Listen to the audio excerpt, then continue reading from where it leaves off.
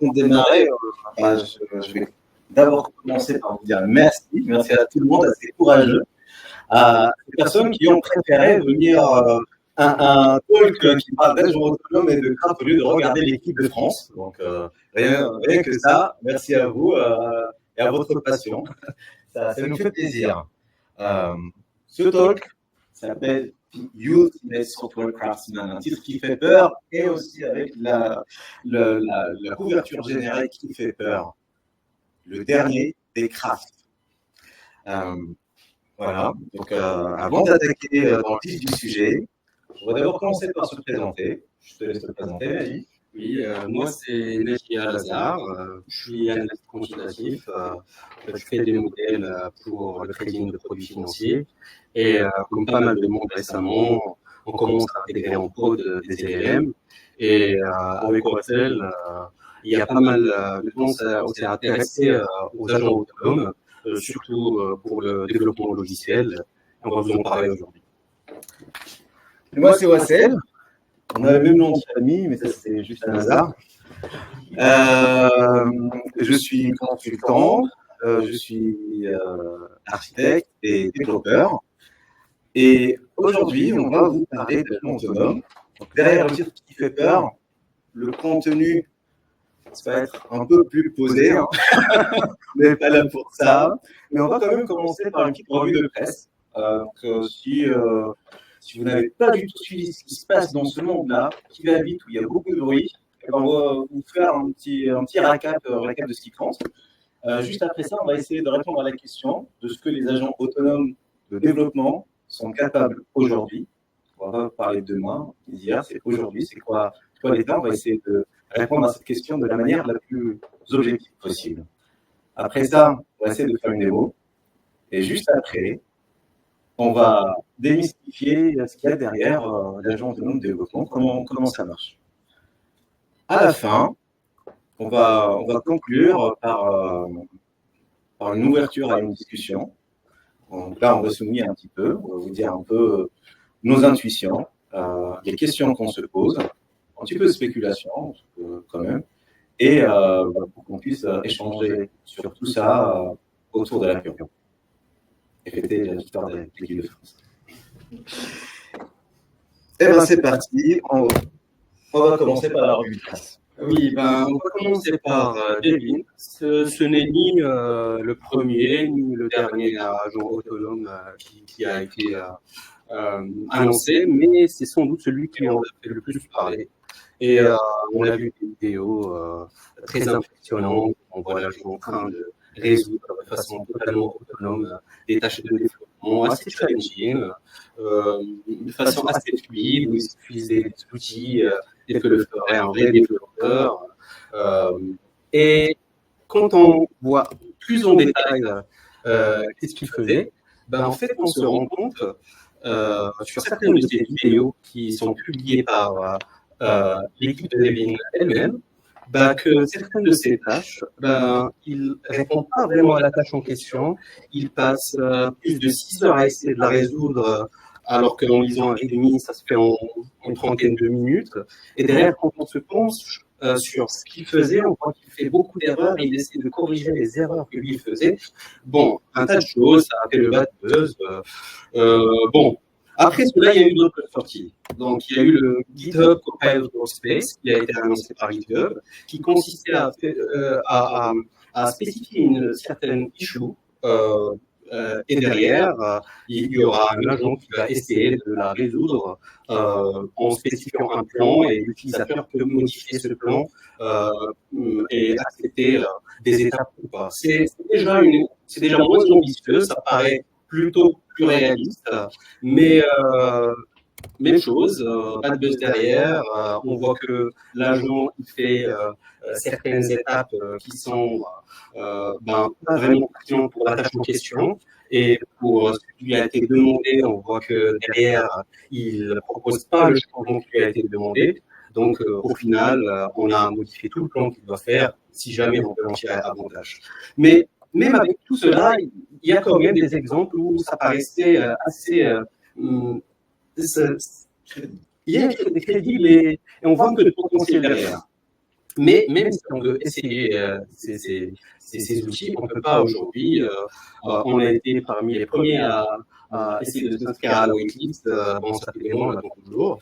Donc, si on veut actuellement utiliser ces agents, on ne peut pas. Mais en avril, on a eu un peu de chance. Il y a eu un projet open source par une équipe qui est assez active dans la publication sur tout ce qui est agent autonome, qui ont fait un projet open source où ils ont fait un certain agent qui s'appelle SU Agent et qui derrière, il a des performances similaires à ceux de Debian. Et donc là, en l'occurrence, on peut le tester, on peut même le changer, le cliquer à nos besoins, etc. Et donc, je vous laisse imaginer que le repo, il est devenu très populaire depuis. Et bon, si on ne va pas s'arrêter à toutes les sorties parce qu'il y a des sorties tous les jours. On a vu sur les liens de sortie arrive aussi des démos impressionnantes, d'autres boîtes qui font des agents React qui derrière, ils ont une approche des sorties pour faire du code. Et il y a des sorties tous les jours. Donc, et ce n'est pas parfois différent, plus ou moins spécialisé. Donc là, c'est un agent qui nous promet de faire du Figma à React au mode de testers. Et du coup, voilà, il y a ces prometteurs, open source et version complète. Et donc, ouais, voilà, tout cela pour dire que c'est pas prêt de s'arrêter. Et je te laisse nous dire qu'est-ce qu'il en est réellement aujourd'hui. Ok, alors on a vu beaucoup de bruit, beaucoup de com, beaucoup de promesses, des démos ratées, des déceptions. C'est difficile un peu de faire le tri dans tout ça, on ne sait pas trop ce qu'il en est réellement. Et en fait, nous aussi, c'est un peu ça ce qui nous intéresse. On a commencé à s'intéresser depuis un an. Là, dans cette partie, les chiffres qu'on va vous donner et notre base pour répondre à cette question, ça va être principalement ces deux papiers de recherche. Ces deux papiers de recherche qui ont été publiés par la même équipe de chercheurs de l'université de Princeton, celle qui est derrière le SWE Agent dont a parlé Nejdi, un projet qui est open source. SWE Agent pour Software Engineering Agent, et qu'ils ont également publié un papier qui concerne comment on compare, comment on benchmark les agents autonomes de développement entre elles, qui s'appelle SWE Bench. Donc là, quand on parle d'agents autonomes de développement, on parle un peu de ce workflow.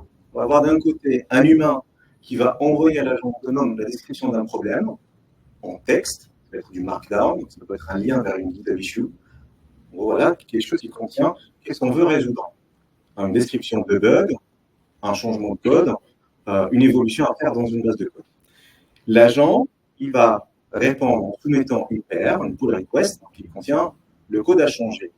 Pour faire ça, il va avoir accès à un LLM, et un modèle LLM, et des outils pour manipuler le code qui va changer. Et aujourd'hui, SWE Bench, il nous a préparé un dataset pour pouvoir tester la performance de ces agents, la performance, le taux de résolution.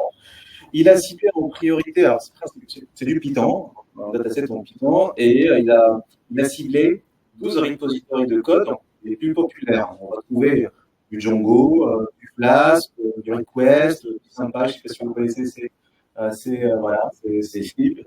Et en gros, voilà, c'est lui qui sont assez populaires.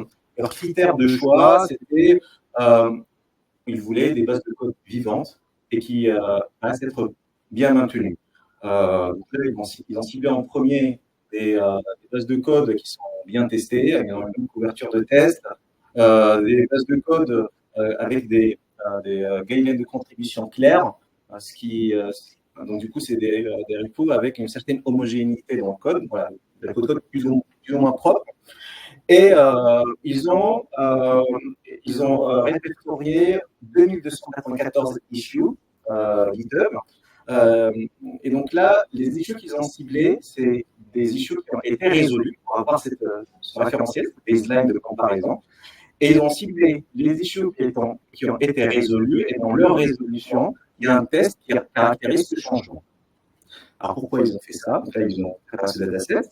Parce que après, quand on veut tester les performances d'un agent, ce qu'on va essayer de faire, c'est qu'on va lui donner ses repos de code avec le commit parent de ses PR.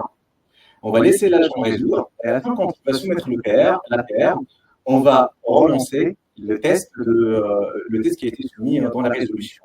Et donc là, on va voir est-ce qu'il arrive vraiment à résoudre et s'il ne casse pas autre chose. Et c'est avec ça qu'on va avoir le taux de résolution. Ça va, c'est clair la démarche sur le protocole de... OK, parfait. Et avec ça, dans ce dataset, le top du top aujourd'hui, c'est 13%. Je pourrais juste avoir un peu de vos impressions par rapport à ça. Qui pense que c'est très décevant? OK. Qui pense que ça a quand même un super potentiel? OK. C'est marrant parce qu'il y a des mains qui se lèvent dans les deux. Super. Quand tu dis aujourd'hui, c'est... Aujourd'hui. C'est aujourd'hui.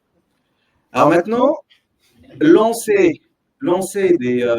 aujourd'hui, effectivement, le 25 juin 2024, pour la captation. Et effectivement, donc là, on est dans une phase quand même, enfin ça montre, ce chiffre quand même, il montre qu'on est dans une phase un peu émergente et on a besoin de lancer ce test plusieurs fois. Chaque fois qu'on lance le test sur 2294 avec $2 l'issue, je vous laisse faire le calcul, ça exclut pas mal de gens qui pouvaient contribuer à ce domaine et qui n'ont pas suffisamment d'argent. Et donc du coup, ils ont essayé d'extraire un dataset un peu plus réduit. Un dataset de 300 issues. Bon, 300 issues, $600, c'est plus, ça permet à plus de monde de soumettre des idées des entrepreneurs. Et ce qu'ils ont exclu, les choses qu'on ne sait pas répondre maintenant et ça viendra dans un deuxième temps. Des issues, des références, des dépendances, des images, des ressources pour expliquer les issues qui sont en dehors du repo. Ils ont exclu les issues type juste un titre où il n'y a pas grand-chose dedans. Donc voilà, on s'occupera de ça plus tard où il faut falloir lire la conversation pour comprendre ce qu'on demande. Donc ça aussi, ça a été exclu. Ils ont aussi exclu des issues un peu compliquées où il y a des changements dans plusieurs fichiers. On dit, écoute, on n'en est pas là, on laissera ça pour plus tard. Et donc, ils ont fait un dataset de 300 issues. Et pour ce dataset, le taux il est 18%. Alors, 18%, c'est un peu intéressant. C'est suffisamment bas pour qu'on se dise, écoute, on va garder quand même le boulot pour un petit moment. Mais un cinquième, ça commence à être un peu plus prometteur. Et là, on va sortir la calculette pour voir l'équation économique. Et là, moi, quand je vois 18%, je me dis, un décideur, voilà ce qu'il va faire. Il va sortir la calculette et il va dire, écoute, tu me traduis ça en dollars. Là, c'est mon costaud qui me parle. Ouais, en jouant, c'est quoi? Là aussi, on a trouvé un autre paper qui a quantifié dans ce dataset le temps moyen entre le temps de développement pour la soumission du jeu, juste à ce que la PR soit soumise. Enfin, c'est avant le merge, je vois quand elle est prise et soumise, et la moyenne elle est à peu près 2,77 jours avec 3. Si on fait le calcul, en truc approximatif, ça fait quand même avec 18%. Si on a un workflow qui, bêtement, dès qu'on fait une issue, il va la donner à l'agent autonome avant de la donner à un humain, ça a un potentiel de nous faire économiser 150 jours. J'essaie, tant que décideur, je me dirais, est-ce que ça ne serait pas ça? Et si on fait un peu le calcul, ok, je mets $600, parce que $2 pour les 300, je parie, allez, est-ce que l'autonome va résoudre ou pas? Mon pari, au final, il est gagnant, parce qu'au total, ça me permettra d'économiser $75 000.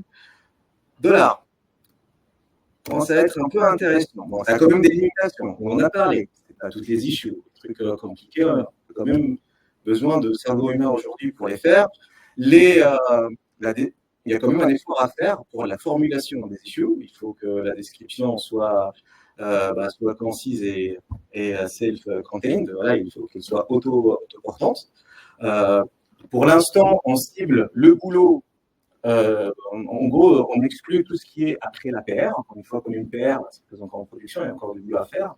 Et il pourrait y avoir un potentiel de rework. On n'a pas encore de recul sur le rework qu'il faudrait pour ce qui est soumis par un agent autonome. Ça, c'est le futur qui nous le dira. Et le boulot qui est avant l'issue. Donc là, aujourd'hui, si on se met dans un workflow où on peut bêtement aller en demandant à l'agent de le faire, eh bien, peut-être qu'un feedback qu'on aurait eu avant pour l'issue, ça nous empêchait aussi pas mal de filtrer. Bon, voilà, donc c'est un peu une limitation. En réalité, je vous ai dit que ces 18%, aujourd'hui, c'est le taux conservateur. Aujourd'hui, c'est 18%, c'est celui de SWE Agent, c'est celui où nous, on peut vous dire aujourd'hui, les yeux dans les yeux, on n'a pas de problème à dire que c'est 18% parce qu'on l'a testé, on l'a vu.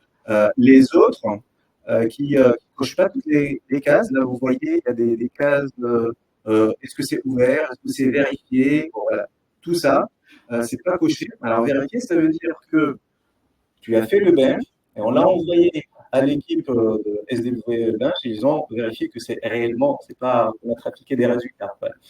Et donc, à partir de ce moment-là, on dit, écoutez, on va parler aux gens, on va leur proposer, on va être un peu conservateur pour avoir un truc un peu qui tient la route. Et donc là, on s'est dit, à partir de ce moment-là, on prend que ce qui coche partout, parce que de toute façon, ce qui n'est pas ouvert, on l'a vu dans le passé, il y a beaucoup d'effets de com, et on l'exclut. Mais dans ce leaderboard, on va jusqu'à 29%. Mais ça, c'était le 4 juin. Et surtout, pourquoi on vous a dit ça? C'est parce que quand on a commencé à faire le test pour celui qui était juste avant STV dans le classement, eh bien, on s'est rendu compte que les 19%, c'est les 19% après avoir lancé le bench 3 fois. Et pour nous, ça, c'est de la triche. On ne compare pas la même chose. Parce que SWE Agent, il le lance une seule fois pour 18%. On vous expliquera plus tard, juste après, l'impact de le lancer plusieurs fois. Et donc, je vous disais, ça, c'est les perfs au 4 juin. On est le 25 juin, si Maria doit rappeler, ça fait une éternité. Parce que ce week-end, eh bien, le Agent, il ne figure même plus dans le top 10.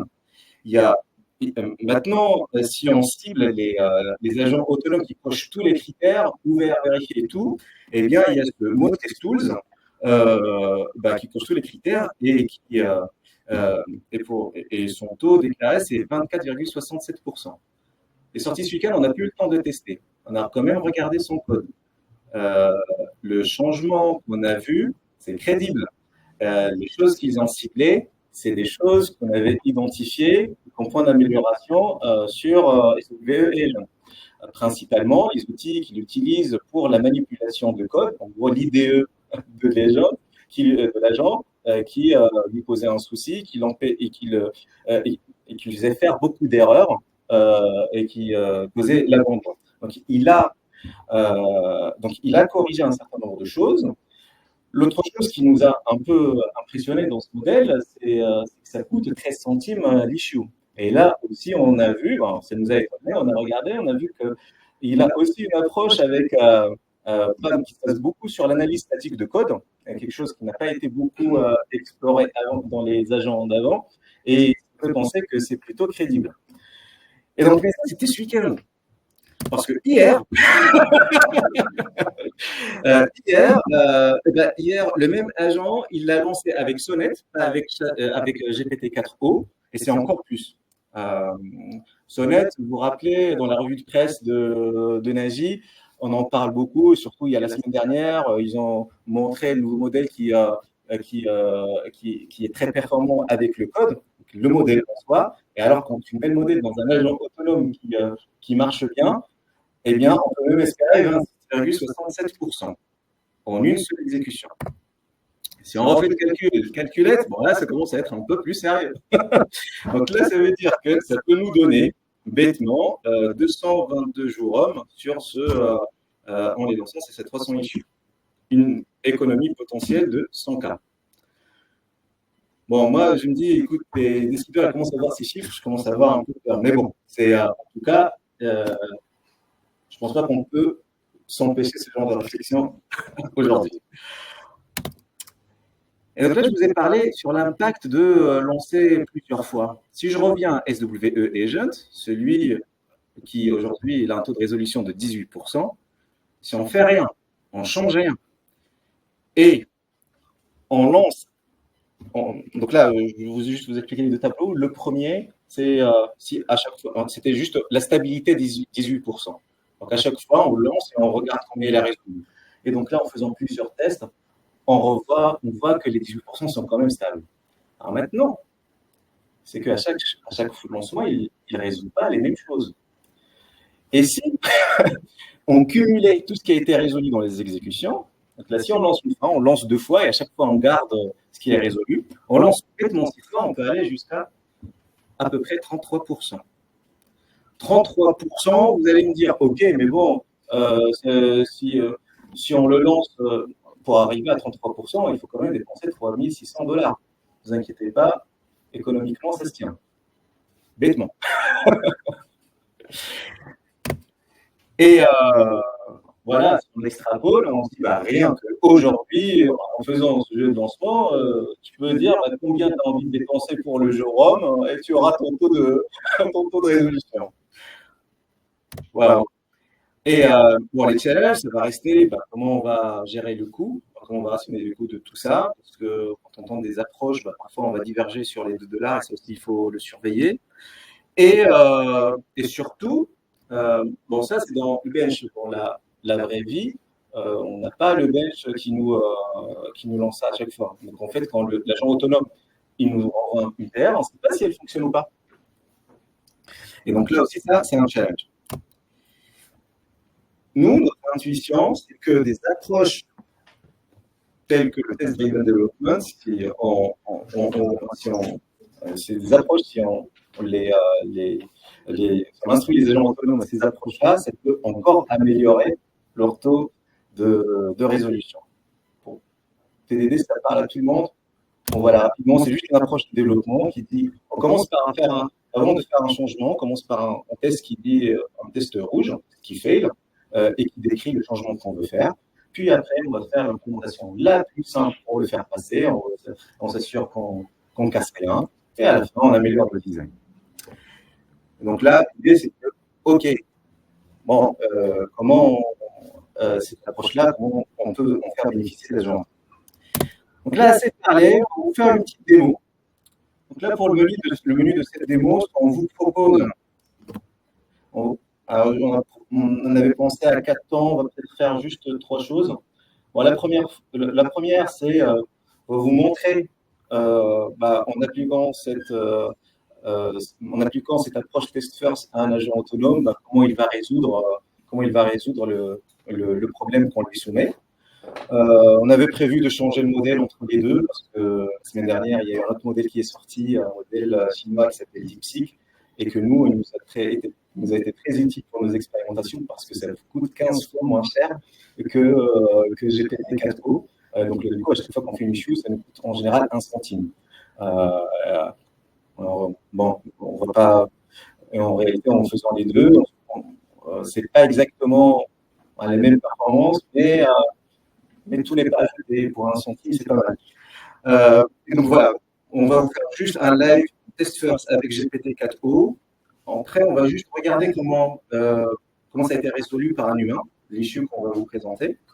Et à la fin, on va juste vous introduire un concept qui est important pour la suite, qui s'appelle les trajectoires pour l'agent autonome. Alors, c'est le menu. On aura juste besoin de faire une pirouette pour changer d'ordi. On aura besoin de l'organisation pour ça. Il faut inviter. On dit ça, OK. Et j'ai arrêté le partage. Ouais, ça me laisse le temps juste de préciser que j'ai changé de vocabulaire en TDD testeurs parce que pour l'instant, on ne fait pas la partie refacto. On ne s'en occupe pas pour l'instant.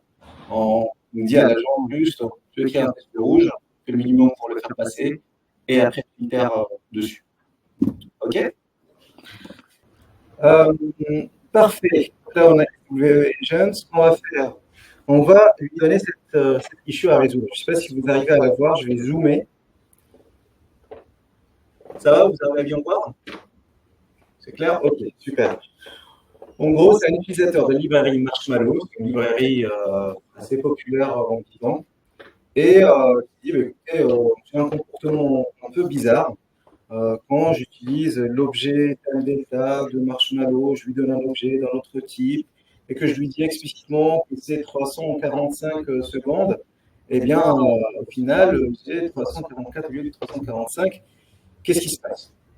Est-ce que vous pouvez corriger ça? OK? Donc là, moi, je prends cette issue et bon, je vais la corriger. Donc là, je lui donne un chemin local qui est un chemin local avec la version de code juste avant, au commit juste avant cette paire, et je vais dire à l'agent de la résoudre. Et je lui dis de la résoudre avec le modèle GPT-4. C'est bon? Et bien, là, on va voir ce que l'agent va faire. Donc là, à gauche, on va voir les réflexions de l'agent, comment il raisonne, le raisonnement. Ici, on va voir ce qu'il va faire dans le terminal, et là, on voit un peu le log de tout l'environnement. Voilà, donc là, au début, il a à peu près rien, il va essayer un peu de créer son environnement et il va essayer de travailler. Et on va voir ce qu'il va faire. Donc là, pour info, je vous ai bien expliqué à quel point on ne maîtrise pas la sortie de ce que je suis en train de vous montrer. Et puis, si Microsoft et Devin se sont ratés, je ne vois pas pourquoi je réussirais. Bon voilà, on est joueurs, on est entre nous et on va vous montrer ce que ça fait. Donc là, vous voyez, l'agent, ce qu'il a commencé de faire, c'est qu'on lui a dit de commencer par écrire un test rouge. Donc là, il va d'abord essayer de chercher où sont les tests.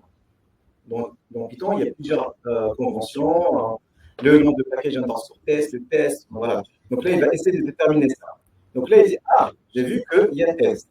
L'issue, elle parle de time delta. OK. OK, je vais essayer d'abord de reproduire. Je vais rajouter le test case. Et donc là, je vais voir ce que ça fait. Bon, là, il galère un peu au début avec son environnement. Il installe tout ce qu'il faut. Il voit qu'il manque Marshmallow. OK, voilà. Est-ce qu'il va s'en sortir ou pas? Il installe ses packages. Eh bien, alors, qu'est-ce qu'il nous a fait? Il est où le test rouge là? Hop. Attends, ok. Où est-ce qu'il est son test rouge? Ok, donc là, à partir de ce moment-là, il dit que le test, il a fail. Alors, qu'est-ce qu'il a fait? Il a fait. Ok, voilà. Donc là, il a un premier test. Il l'a lancé. Et donc là, il l'a résolu. Ok. Au début, il est où le as expected? Très bien, ici. Et donc là, il est où le test qu'il a écrit? Juste pour vous montrer un peu à quoi ça ressemble, c'était ça. Donc ce qu'il a essayé de faire, c'est un peu reproduire ce problème.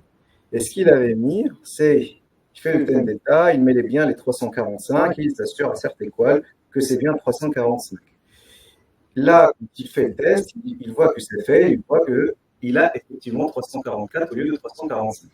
Très bien. Et là, il le dit. Et il réfléchit à haute voix. Et il dit que le test, il a fait un test rouge, il a échoué comme attendu. Et donc, du coup, ça confirme qu'on a bien un problème avec la sérialisation. Maintenant, je vais chercher le code de prod qui pose problème. Et là, il va voir, il va chercher où est-ce qu'il est le code. Bon, il galère un petit peu, il locate, OK. Et donc là, effectivement, il le trouve. Et il soupçonne qu'il y a le .py qui est là. Il va ouvrir ce fichier, il va naviguer à cette ligne-là. Il va voir qu'il y a un problème avec cette ligne. Enfin, tu vois, il suspecte que c'est lié à cette ligne. Donc, l'arrondi, c'est la division entière, l'arrondi de la division entière qui n'est pas bon. Et dans ce cas-là, il va essayer de changer. Donc là, il fait cet emblème. C'est marrant parce que nous, on a testé plusieurs fois. Et à chaque fois, on voit des résolutions différentes. Et donc là, il lance les tests, il voit que c'est rouge, bon, là, il voit qu'il est vert. Et donc là, en fait, ce qu'il a fait, c'est qu'il a fait passer le test, juste qu'il vient d'écrire. Puis après, il peut passer tous les tests. Et là, il se rend compte que pour passer tous les tests sur tout le repo, il n'a pas fini son install. Et donc là, il essaie de voir. Donc là, il a fini la résolution, il veut s'assurer qu'il n'a rien cassé ailleurs.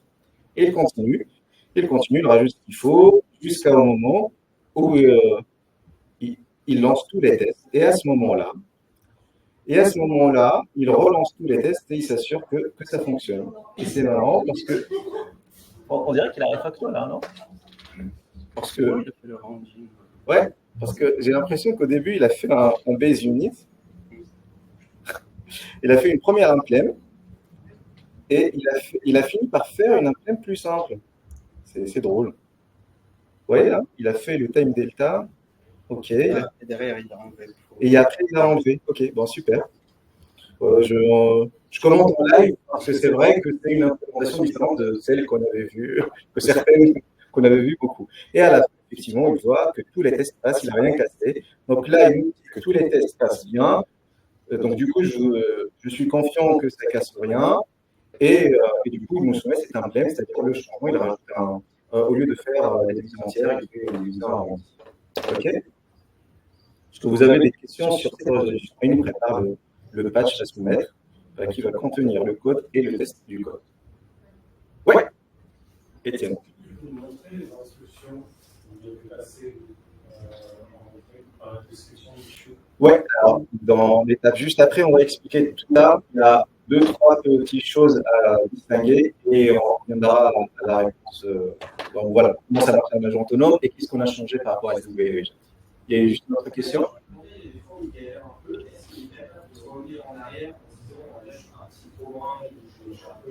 Ouais.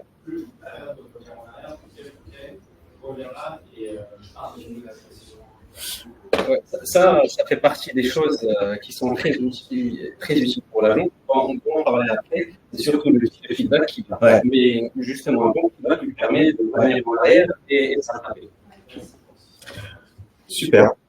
Je vous propose juste un peu de voir la résolution. Donc, effectivement, il y a eu une tentative pour utiliser le round, l'arrondi, par le développeur qui l'a pris.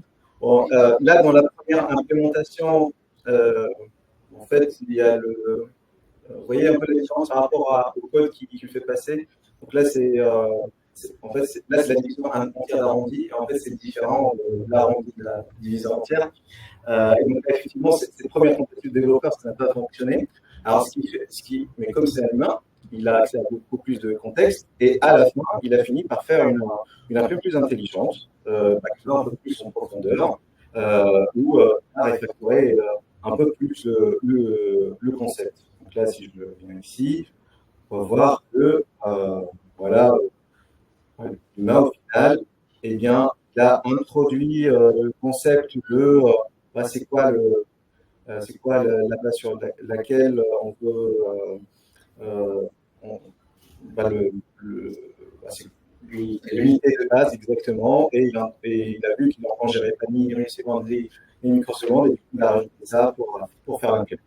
Donc voilà, c'est juste un peu pour dire, et là, c'est vraiment il suit quand même malgré tout l'approche TDD à la lettre, et que bon voilà, on peut avoir accès à plus de contexte et faire différemment. Vous voyez le raisonnement, vous voyez cette démo-là qu'on vous a montré. Donc là, on a le raisonnement de l'agent tel qu'il est formulé. On a les outils qui sont exécutés et puis après, on a on a leur sortie. Ça, c'est une étape très intéressante. On va revenir par la suite. Et c'est ce qu'on va appeler les trajectoires. Donc là, quand on fait des tests, on garde un peu ces datas pour un peu essayer de les analyser et voir comment utiliser. Bon, je vais expliquer un peu comment on s'en sert. Donc ça s'appelle les trajectoires et ça ressemble un peu à ce qu'on a vu. Donc là, vous avez un peu une reprise de l'issue. Vous avez un peu les instructions qu'on donne à l'agent pour faire ça. Ça c'est l'évaluation report, c'est juste pour dire est-ce que c'était résolu ou pas. On a ce qui a été les instructions système prompt. Là, c'est là où on a le diviseur tranche, voilà, exactement, et on spécifie l'issue. Et puis après, on a l'exécution. On a comment ce qu'a essayé de faire l'assistant, son raisonnement, la sortie de son console. Donc là, il a dit, OK, je vais faire un SRF, et on voit que quand il a fait SRF, voilà ce qu'il a vu. Il a dit que voilà ce qu'il veut faire, et voilà ce qu'il a eu réellement. Et donc ça, c'est ce qu'on appelle un trajectoire. C'est un peu l'enregistrement de cette exécution. Et c'était juste pour dire qu'il y a des outils pour y accéder et c'est important de les garder. Et ça s'appelle des trajectoires et voilà, ça va être intéressant pour la suite du talk. Maintenant, je vais passer la main à Najib pour vous expliquer comment ça marche un agent autonome de développement. Ok, donc depuis le temps qu'on parle d'agent autonome, le temps est venu de savoir vraiment ce que c'est, de le définir. En général, un agent autonome, c'est un système qui va interagir avec son environnement pour atteindre un objectif. Là, aujourd'hui, on va s'intéresser particulièrement aux agents autonomes, aux LM agents, c'est-à-dire des agents autonomes qui vont utiliser des LLM comme leur composant de raisonnement. Et derrière, ils vont fournir aux LLM des outils, certains outils, on pense de navigateurs web, éditeurs de texte, etc. Et les LLM, à chaque fois, ils vont avoir besoin d'utiliser un certain outil. Le retour de cet outil, il est donné à l'LLM, qui derrière, si c'est suffisant pour lui, il va résoudre la tâche. Sinon, il va redemander accès à un autre outil, et ainsi de suite, jusqu'à ce qu'il réalise la tâche qui lui a été demandée. Donc, avant d'avancer un peu plus loin, on va juste rappeler quelques concepts qui seront utiles pour l'explication d'un agent autonome. Donc, en général, si vous avez eu l'occasion d'utiliser les API LLM, il y a le système prompt qui, là où on définit comment on veut qu'un LLM, la méthodologie qu'il doit prendre, qu'est-ce qu'il doit faire et ne pas faire, et s'il a une persona à prendre ou pas. Et du coup, les LLM sont entraînés à suivre ces instructions, et à suivre ces instructions durant une longue conversation. Et dans le prompt, c'est typiquement ce qu'on fait quand on interagit avec des LLM sur ChatGPT ou autres. Et derrière, tous ces inputs-là sont tokenisés en petits bouts de mots qui sont passés derrière la LLM et qui vont nous retourner la réponse suivant ces instructions-là. Pour un agent, le système prompt, c'est là où on décrit les outils auxquels l'agent aura accès. Et en plus de cela, on va lui décrire la méthodologie qu'on souhaite qu'il suive pour résoudre certaines tâches. Dans le user prompt, on va typiquement définir la tâche. Et là, vous pouvez voir que derrière ça, c'est donné à l'LLM. Il va demander un outil. On va interpréter les outputs de cet LLM, appeler l'outil, voir ce que l'outil nous a envoyé, le donner à l'LLM et ainsi de suite. Ok. Donc, il y a plusieurs types, comment on peut architecturer un agent, etc. On va présenter un framework d'agent qui est l'un des plus populaires, qui est React, et je ne parle pas de React.js. Et du coup, sur cet type d'agent qui s'appelle React, on dit au LLM de réfléchir avant d'agir. Donc, typiquement, on lui décrit les tools.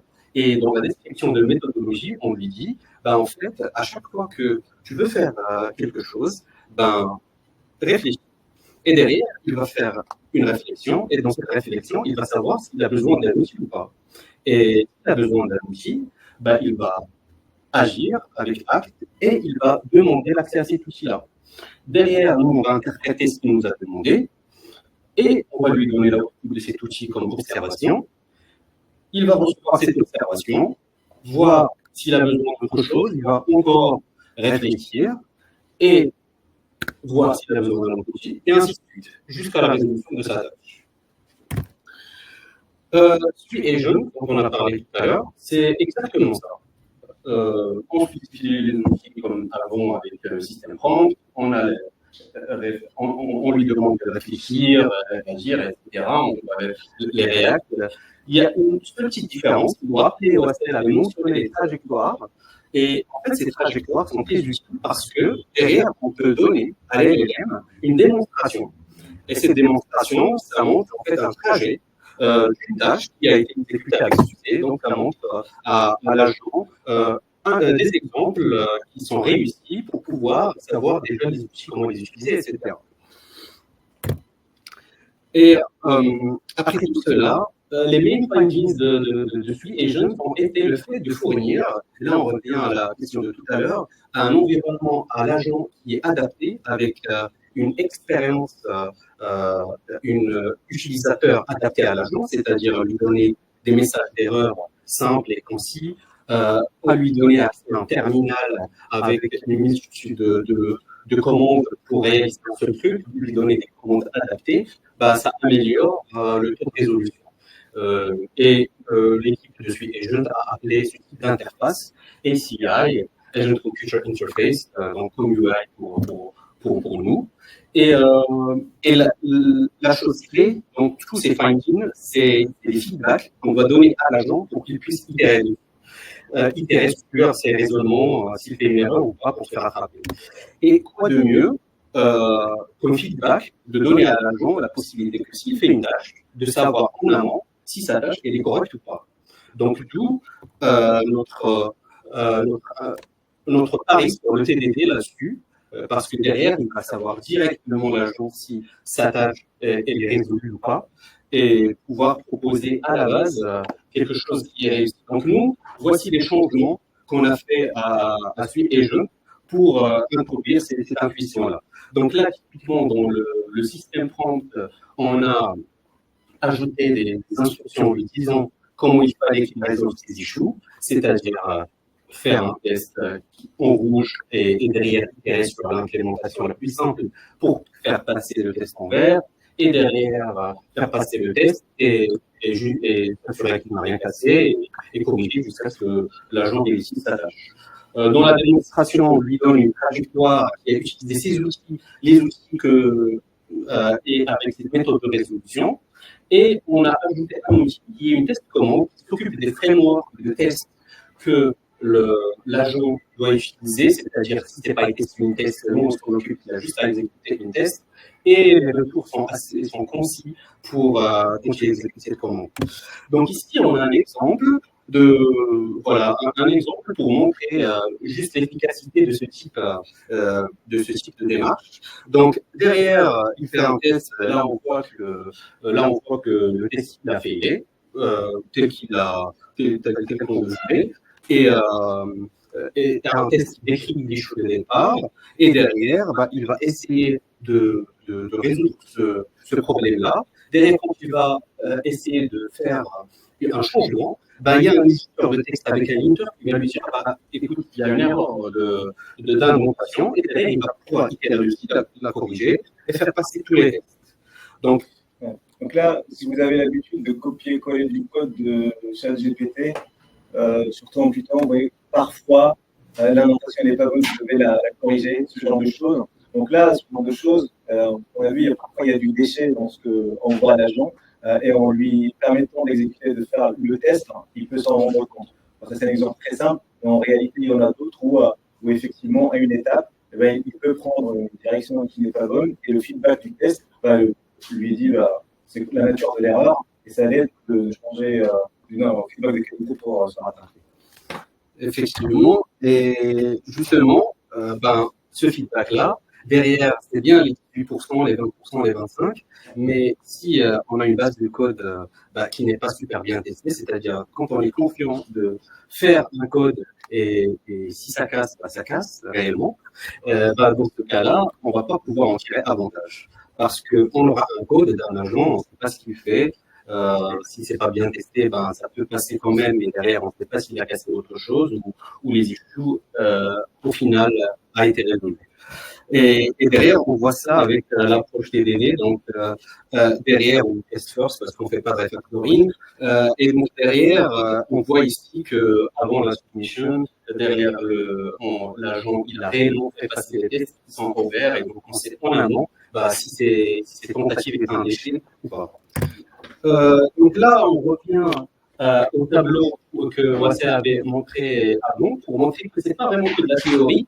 On peut en profiter de façon totalement pratique, c'est-à-dire derrière, si on a des tests, et des tests qui quantifient la résolution qui nous testent la résolution de l'issue, et derrière on a une base de tests bien testée, on tente ceux qui passent les tests.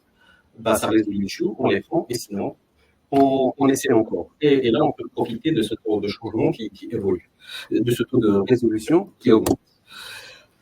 Les challenges qu'on a derrière, avec ça, c'est que ça coûte toujours assez cher parce qu'il faut des modèles quand même assez poussés, comme GPT-4. Les modèles avec un long contexte sont nécessaires, comme on a essayé avec Llama Agent, ça n'a pas marché parce que les 8-4 contextes, c'est pas suffisant pour définir tous les outils, la démonstration, etc.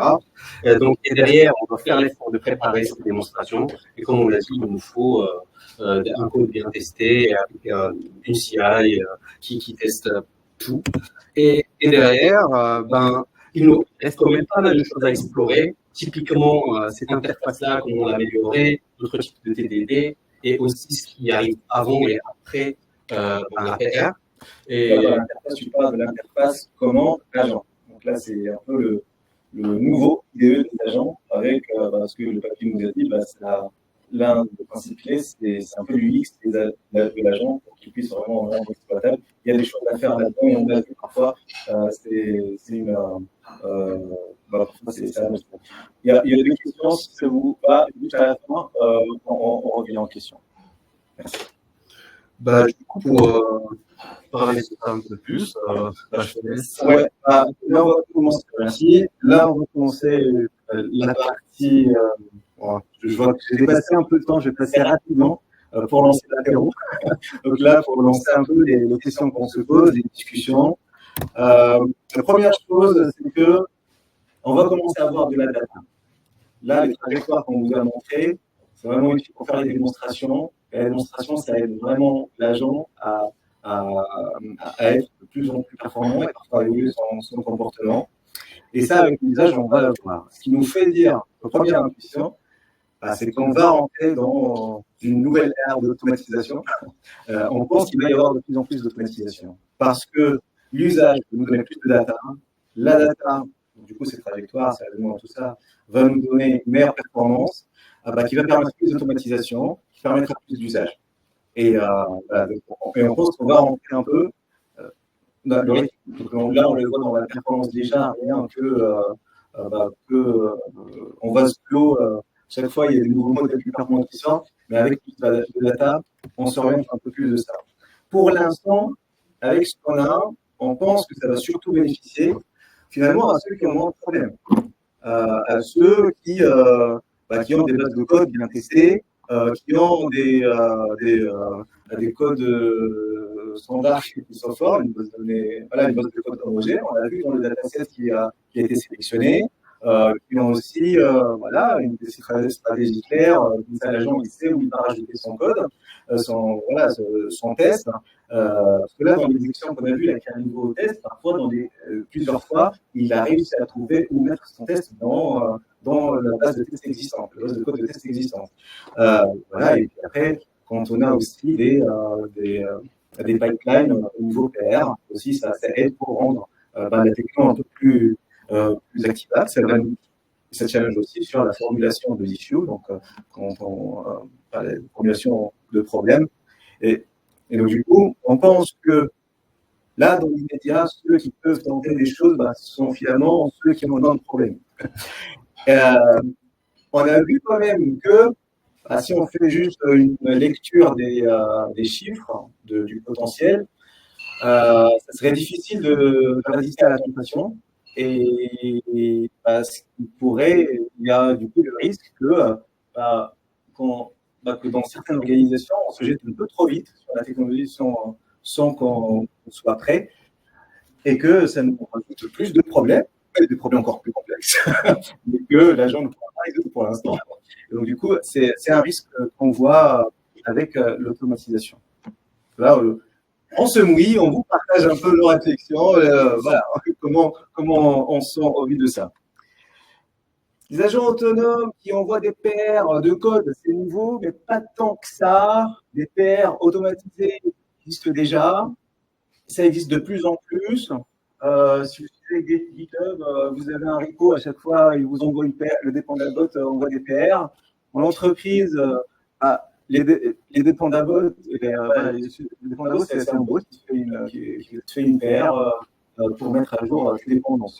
Et en vrai, voilà, c'est une des tâches où je ne connais pas beaucoup d'équipes de développeurs qui ne veulent pas qu'elles soient automatisées. Parce que sinon, bah, c'est toujours les mêmes qui vont mettre à jour les dépendances. On sait que c'est important. Et bah, voilà, si il y a personne qui le fait, bah, c'est toujours la même personne qui va le faire. On voit aussi des usages là, pour tout ce qui est gestion de vulnérabilité qui se fait une PR pour résoudre les vulnérabilités dans le temps repo. Donc là, il y a un peu d'UVS avec des choses concrètes là-dedans. On sent qu'il va y avoir aussi des services managés qui sont derrière. Et du coup, ça va nous poser la question sur c'est quoi les nouvelles pratiques avec ces technologies. C'est là où on vient vous chercher. C'est que, ok, les PR c'est bien, mais pour l'instant, on n'a jamais été dans une période où les humains et les bots collaborent de manière très active, en tout cas mainstream, très active sur la même base de code. On ne sait pas dans quel mode de collaboration on va faire.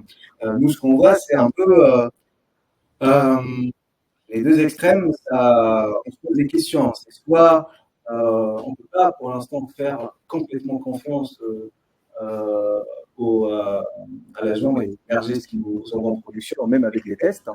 Parce que tant qu'il y a des humains impliqués, en fait, s'il n'y a pas eu de revue, ça peut aller trop vite. Il faut rattraper les 200 forums que nous donne l'agent en termes d'apprentissage.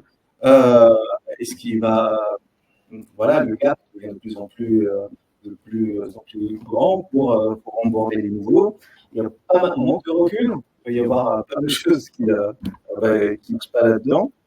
Et finalement, si on fait une revue obligatoire, dans une application business, dans le monde de l'entreprise, ça reste quand même des limitations. Parce qu'au final, voilà, on a le boulot de développement qui est développeur. On se pose des questions sur l'accélération du flux.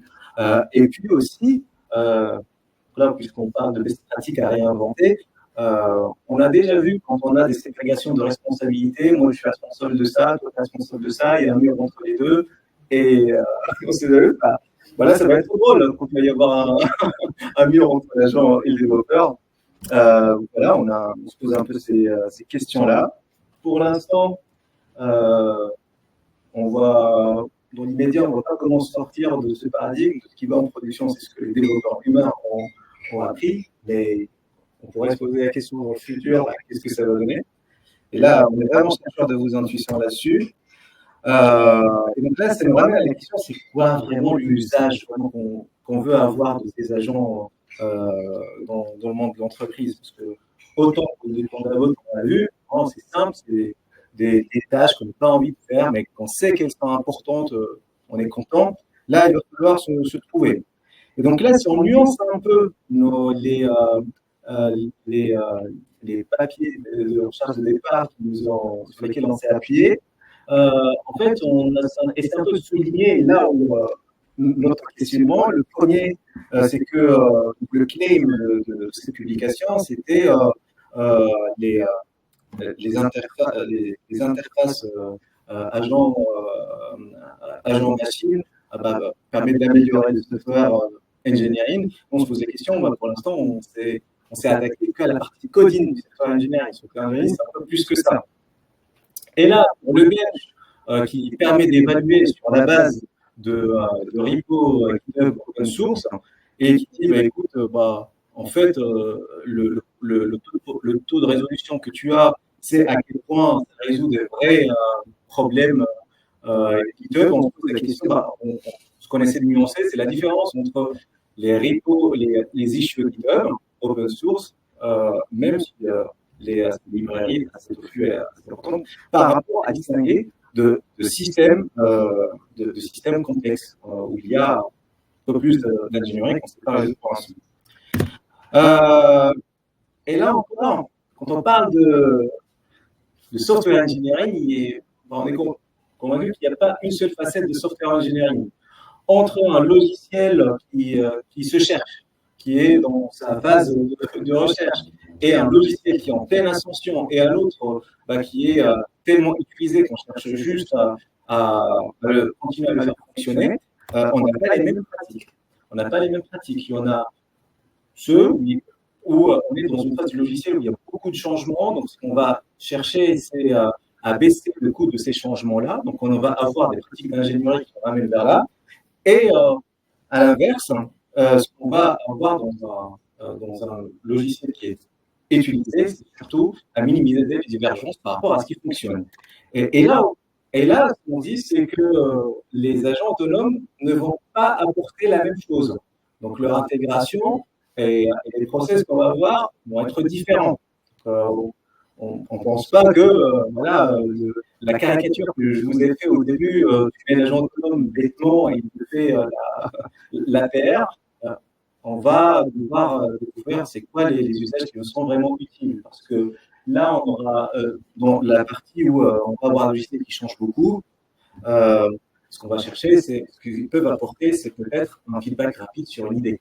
Voilà, donc là, une PR, tu fais une review app, tu fais une description en 2 minutes, bah, tu peux voir ce que ça va donner. Donc là, si tu veux découvrir le produit, c'est bien qu'il y ait un agent qui te le construit pour le découvrir. Après, tu dis non, c'est une bêtise, je fais autrement.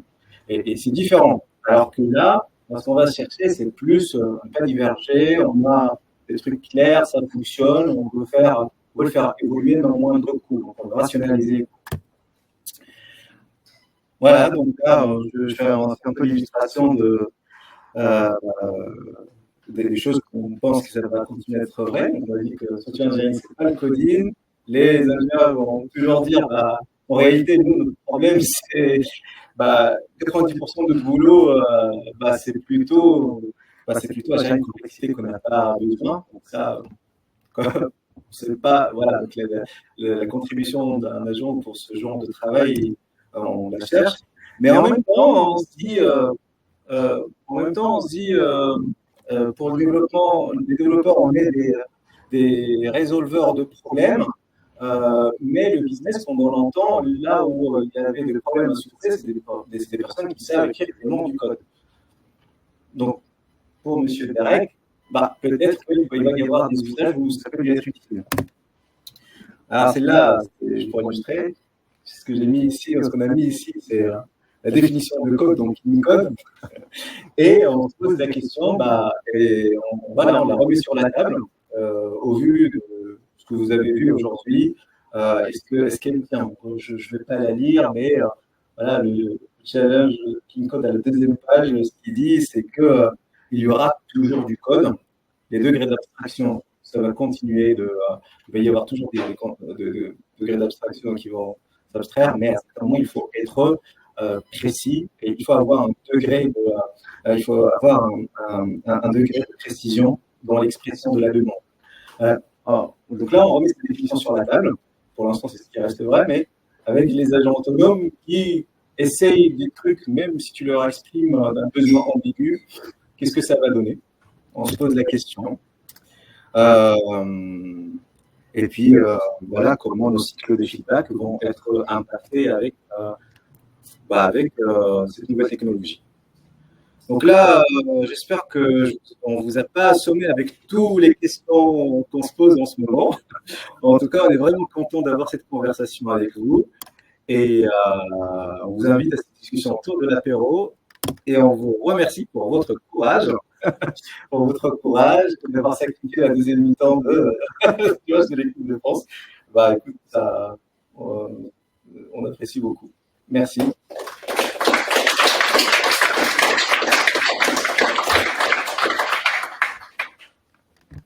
Ouais, pardon. Vous avez abordé le benchmark de Ouais. Votre approche avec votre système fonctionné et performé ou pas? Non, on n'a pas fait Ça coûte un petit montant. Ça coûte combien? Non, ça, on l'a dans le viseur. On va essayer de le faire, on se le prépare parce qu'effectivement, eh bien, voilà, nous, on joue avec ça, après avoir touché l'outil avec notre argent de poche. Mais en réalité, on aimerait bien faire plusieurs itérations dessus. Voilà. Sur le light, c'est 600 balles et sur le grand, c'est 1 000 €. Ouais. Donc ça, c'est avec 4O. Donc du coup, le truc aussi, c'est qu'avec l'approche qu'on fait, eh bien, il y a quand même des divergences par rapport au coup de base. On a plus de contexte pour la qualité de feedback. Donc là, on lui permet de converger plus rapidement vers ce qu'il pourrait trouver avec le feedback, et en même temps, on lui donne plus de contexte. Donc on a vu déjà que ça peut coûter plus cher que les dollars.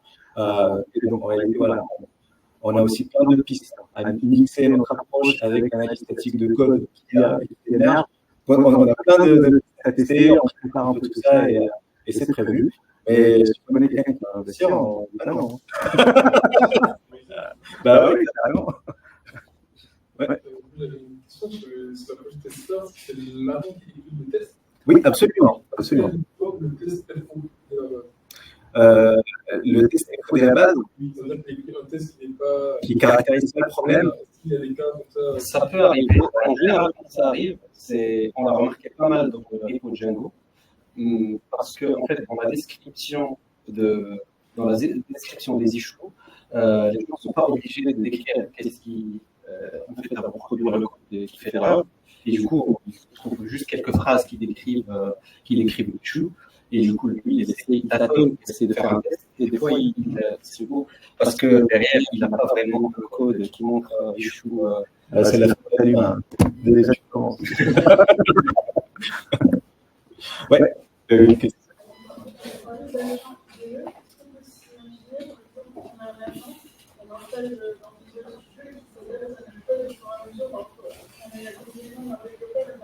Ouais, c'est ça.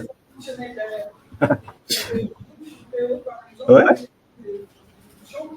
J'ai testé un peu ChatGPT et parfois je viens de créer une application pour exister des objectifs pour une belle instruction. Est-ce qu'on peut s'imaginer que c'est aller plus loin avec ChatGPT, vous avez des branches, derrière, des bonnes. Ouais. Je vais juste répéter la question pour la captation. Donc là, et en même temps, je m'assure si j'ai bien compris. Donc là, la question, c'est est-ce qu'on peut imaginer que l'agent nous donne un environnement fonctionnel sur la base d'une spécification. Je te donne une US et montre-moi à quoi ça donne. C'est une combinaison de plusieurs choses. Donc là, effectivement, il y avait une slide où on parlait un peu des différentes pistes.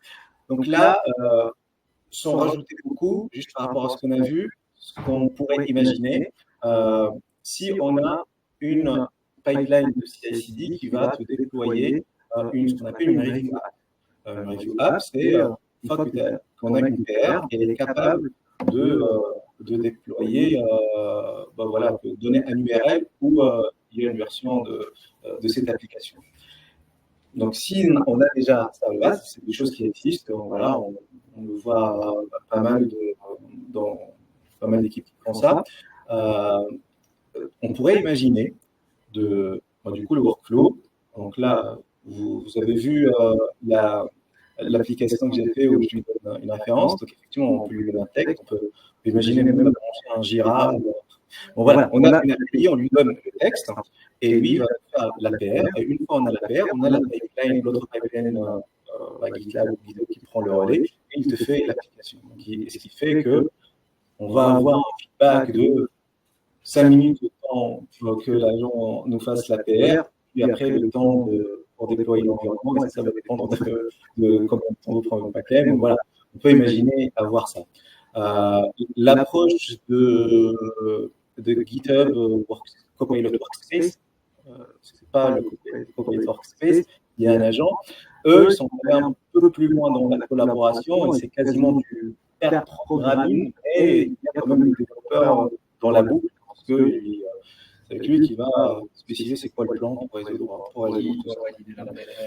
mais effectivement, je pense que ce que vous dites, vous ne serez pas la seule à se poser cette question. Il y a pas mal d'opportunités. On peut imaginer des combinaisons d'agents.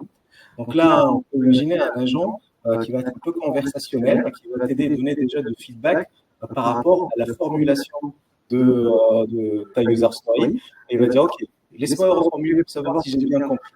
OK, ce que tu veux, c'est bien ça, je te donne des exemples. Et là, déjà, on a un feedback par rapport à ça parce qu'on a vu que la formulation de l'issue, ça compte pour le taux de résolution. Et une fois, tu dis, OK, je pense que j'ai compris, vas-y, tu peux te faire couler un café, dans 10 minutes, on vous montrera ce que ça va donner et voici le lien pour tester. On peut imaginer un système comme ça. Si on se les imagine qu'il y a une opportunité business, c'est que ça va se faire à un certain moment. Mais voilà, c'est un peu les choses qu'on peut imaginer maintenant. Ouais, je prends une question, une dernière, et après on lance l'apéro. Allez. Est-ce que le petit sur une issue qui impacterait plusieurs? Alors là, ouais, non. Et effectivement, déjà, effectivement, ça c'est un problème plus complexe. Et avant d'arriver là, rien que l'édition de plusieurs fichiers, on n'en est pas encore là. Il peut s'en sortir, mais par contre, on sait que ce type de problème, des IDE pour les développeurs savent gérer certaines choses.